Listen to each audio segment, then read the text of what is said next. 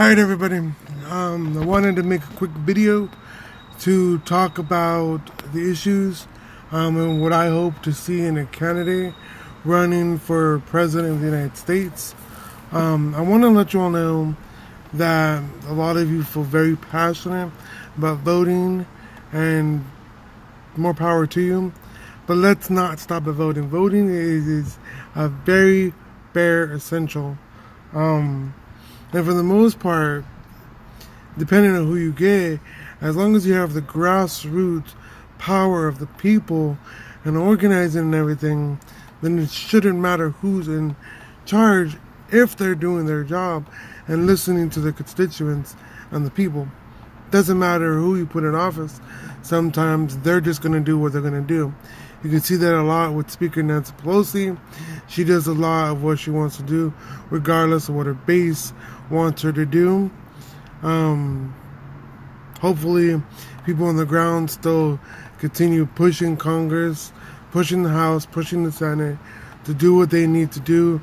But a lot of the biggest changes are going to come from us talking to each other, organizing on the ground, organizing our communities, going to our city councils, making changes at the local level, going to the county, state, and then finally the federal government.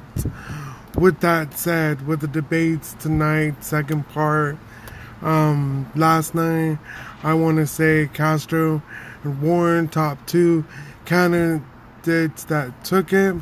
Some of them really went all out with some good jabs, but those two really stood out. Warren, of course, being the front runner last night, and Castro, who was polling at about 1%, really making a big impact.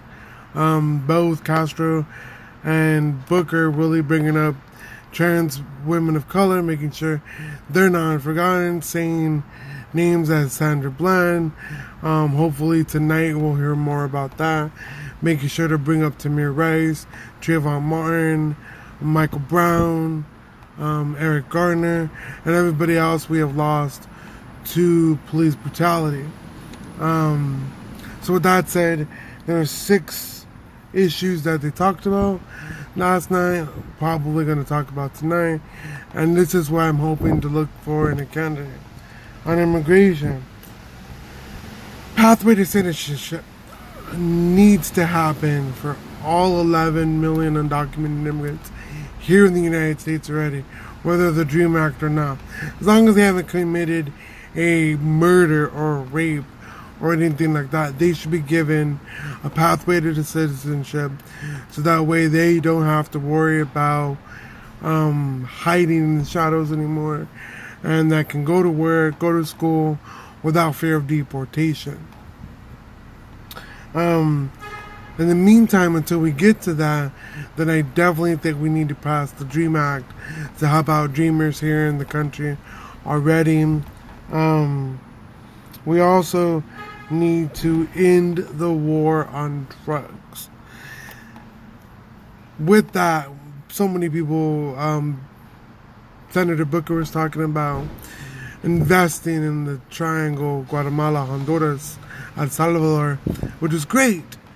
But if that money is just going to cartels and corrupt officials, then it's not going to help the people. What is going to help the people is if we take power away from the cartels. 2 ways we're going to take power away. First way is if we end the war on drugs.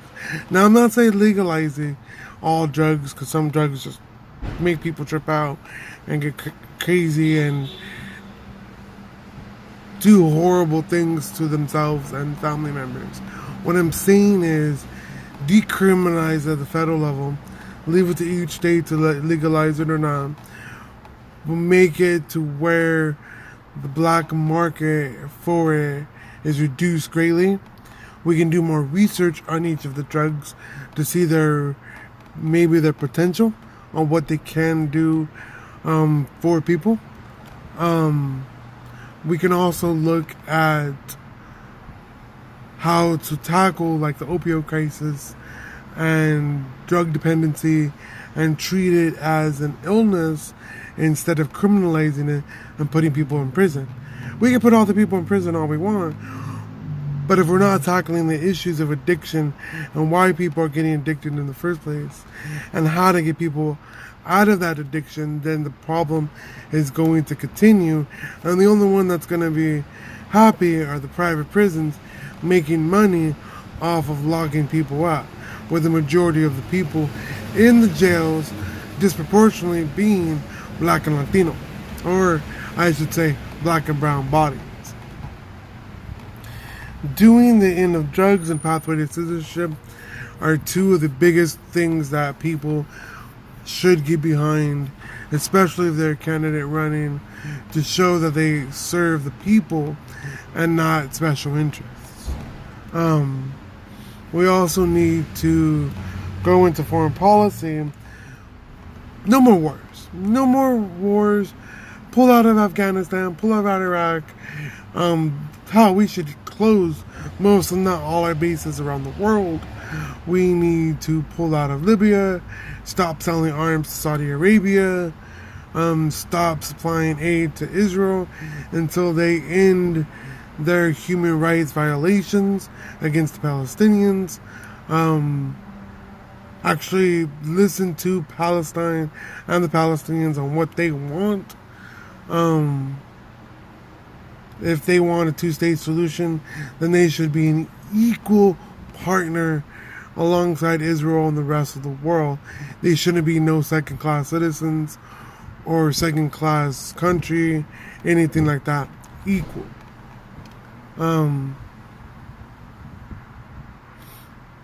We should make sure that our CIA and everybody's staying out of other countries, stop regime change, stop getting in the way of democratically elected presidents. For example, Venezuela, leave it alone. People have spoken.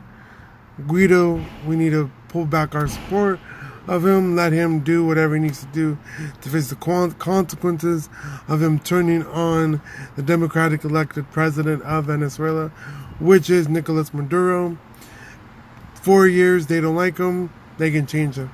You didn't see anybody coming into the United States telling us that our electoral college is outdated, which it is, and how Trump wasn't actually picked by the people, losing 3 million in the popular vote. Clinton would be president in any other democratic country, but she's not. Would she have been better?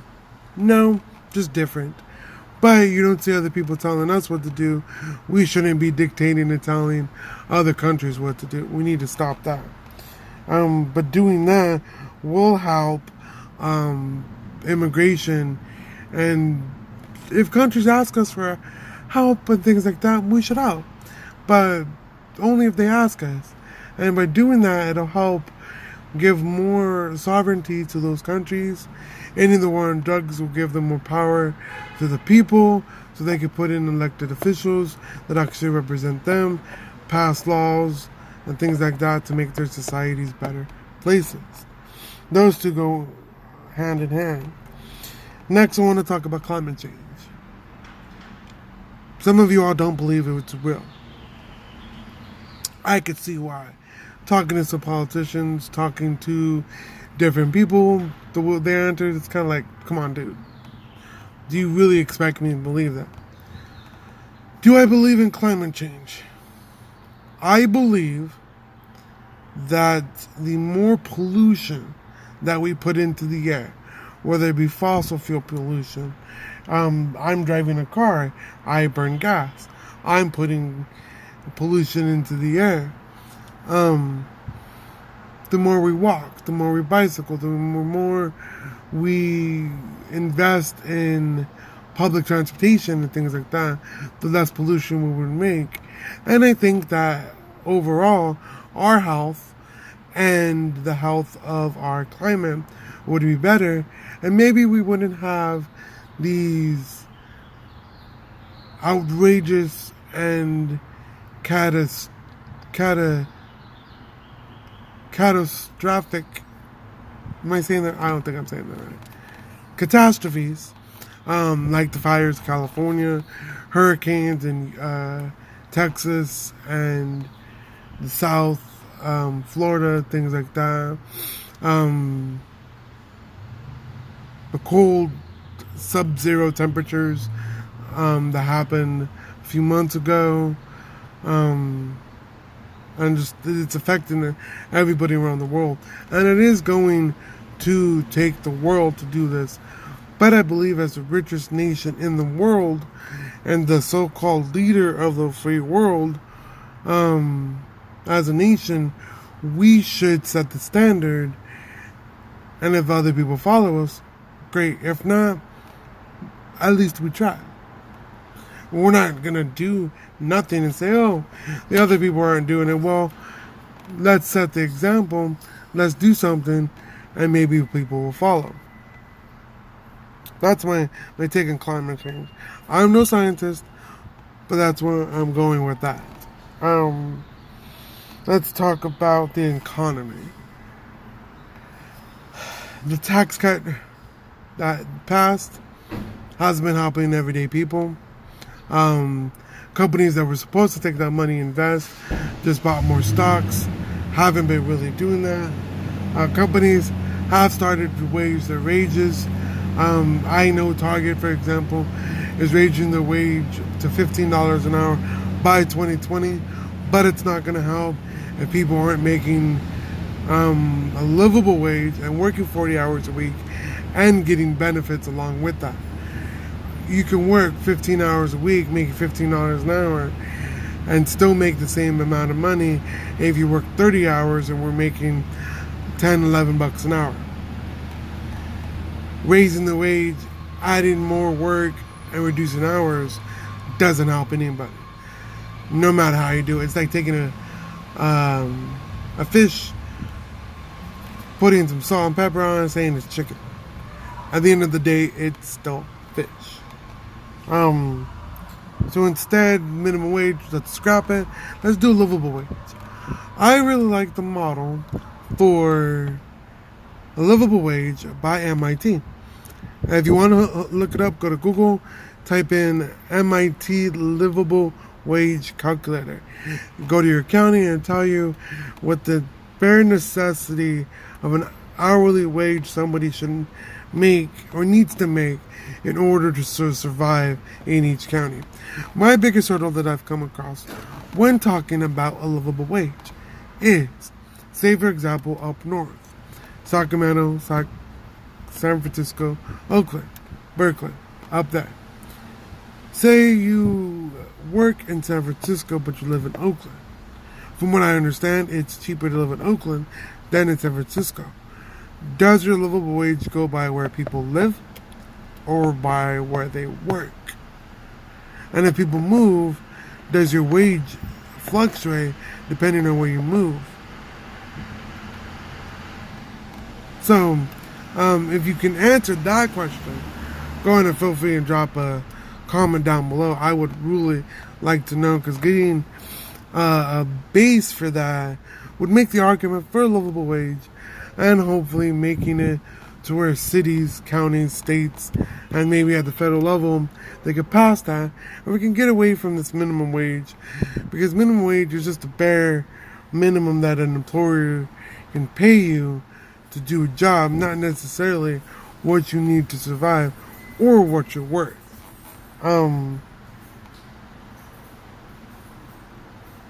Alright, two more things that topics did. One is gun control. No. Just full stop. No. Take a look at the history of gun control. Take, for example, California. Ronald Reagan, the right's biggest idol, was a gun control advocate. Not because he didn't like gun control, but if you look at the steps leading up to why he did the gun control, you could see that he passed it because of the Black Panthers and the fear that they were gaining too much power, and with weapons, society as a whole couldn't discriminate against them and push them down anymore. When they started arming themselves, Ronald Reagan and the Republicans in California decided to pass gun control. Gun control isn't the answer. I know it's the same old trope, but guns don't kill people. People kill people. People use guns to kill people. That I'll admit to. But if it wasn't for the gun, they would find something else to use. It wouldn't be nearly as many people, or they might have got a bomb, they might have got a car, drove over everybody, something. Bottom line is, we need to figure out why people are doing the things they're doing in the first place. Why are people doing mass shootings? Why are they doing it at malls, at bars, at movie theaters, at schools? Why are they picking these places which have a lot of people? And what do they have against people? It might not be that they have anything against anybody. They just might have some internal struggles that they're going with, and their only way out that they see is taking as many people as they can with them, and then taking themselves out. Or in the case of like Dylan Wolf, Dylan Roof, I think it was, people like that, they were brought alive. But why did he do it? Biggest things that come to mind: toxic masculinity. This idea that I'm a man, so I need to get my way.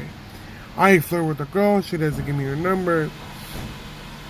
I don't deserve that. I'm a man, I should get what I want. It's her fault for not giving me her number, so something needs to be done. No. Somebody doesn't give you their number, it's because they don't like you. End of story. Now if they say, you need to woo me some more, you need to try harder, you a scrub, don't be a scrub. Move out of that scrub place. Move out of that place where you're stuck. If they see potential in you and want you to change. If you can, of course. And it's not your core identity, but it's things that we as we grow up should change it. But this idea that just because we're men doesn't mean that we should get away all the time. And this idea that this country was founded and written for straight, white, Christian, rich men.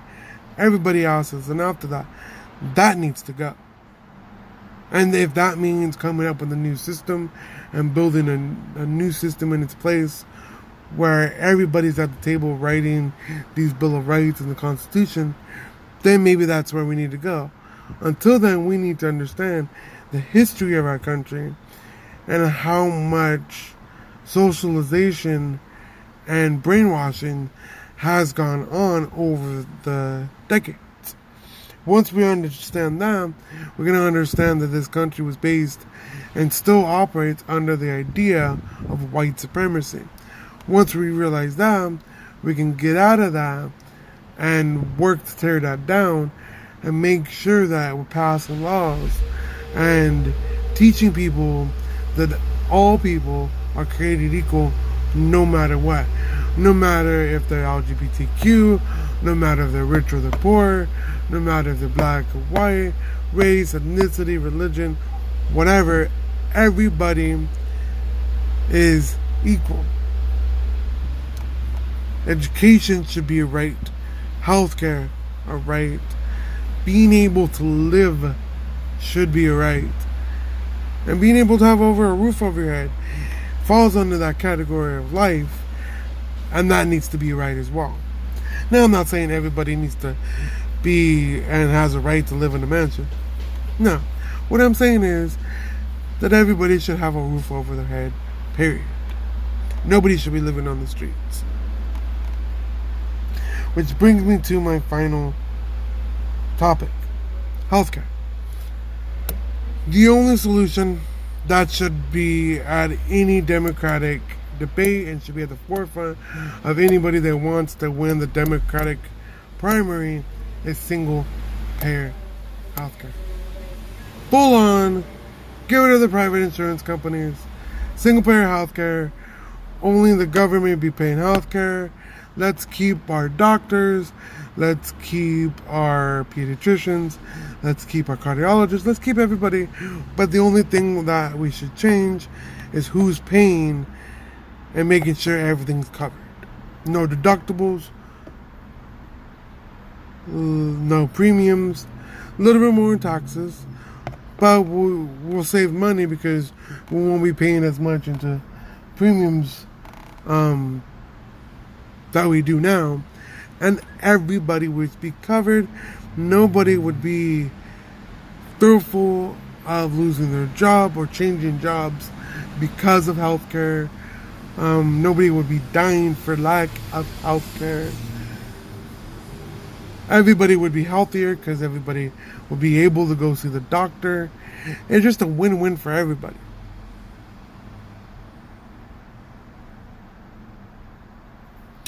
Which leads me to my final thoughts. That's all the issues that was covered. Immigration, the economy, healthcare, gun control, foreign policy, climate change. I know not everybody agrees with me. That's fine. We wouldn't be people if we all agreed with one another.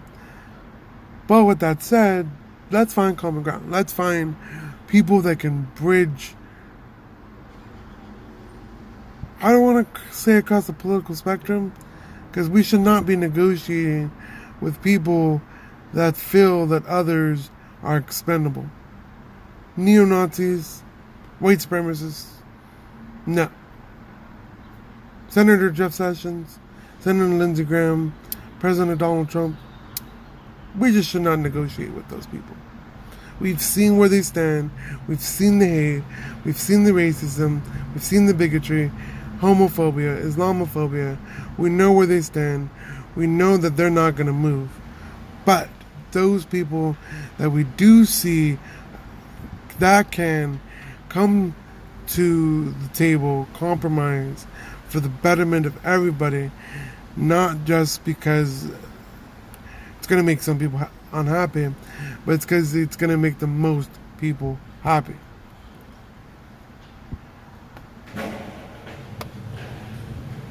Which brings me to the House and the Senate.